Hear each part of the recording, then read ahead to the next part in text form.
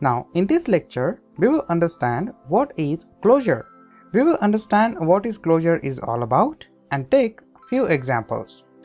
It is very important to understand what is closure, so must watch the complete tutorial.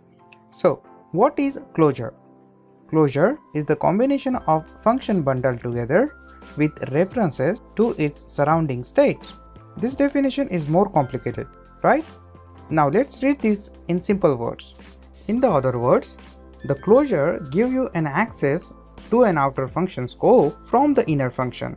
It means closure is simply a function inside another function to expose it. Now here you can see we use expose word for the function. To expose the function, you can use a return keyword or you can pass it to another function. Now let's take an example and understand how closure look like. So I will declare a function here. So I will say function counter, and in the body of that function I will declare a variable. So I will say let count is equal to 0. Now you can't access this variable. So to access this variable, I will say return. I will just return a function. So I will say return function and just return the count variable and increase the value by 1 using post incremental operator, right?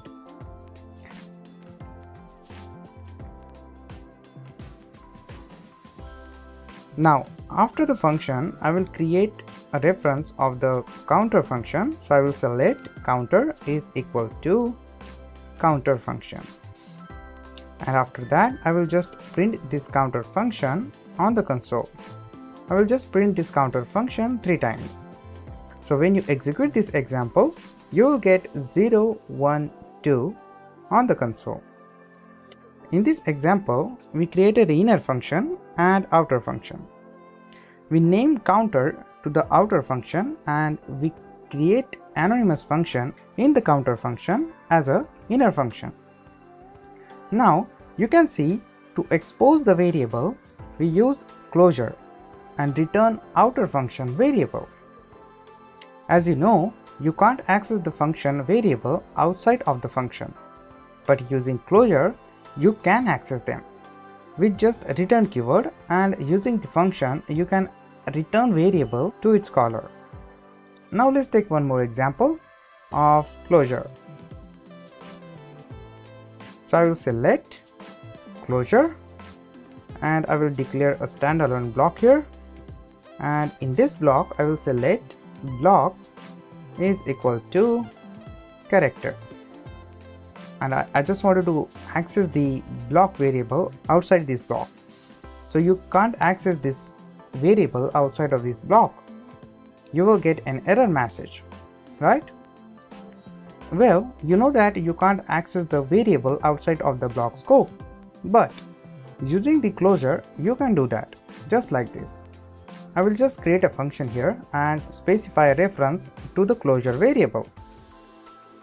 So I will say closure is equal to function, and in the body of that function I will say console.log and specify block variable. Now when you call the closure, you will get block variable value. So now when you execute this statement, you will get character on the console, because using closure you can access the inner variable outside of the function, right? Let's take one more last example with object. So in this example, we are using arrow function as a closure. Take attention on this example. So I will say let f. I will declare a variable here. So I will say let f, and after that I will create a standalone block, and in this block I will declare an object. So I will say let obj is equal to and specify a property. So I will say name character. So now I just wanted to access this object outside of this block. So I will say f is equal to, and after that I will specify arrow function here. So you know that how to specify arrow function.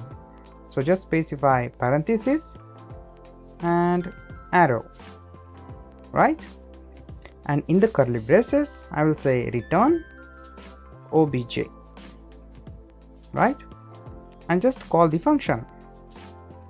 So when you execute this, you have reference of the object in the f function.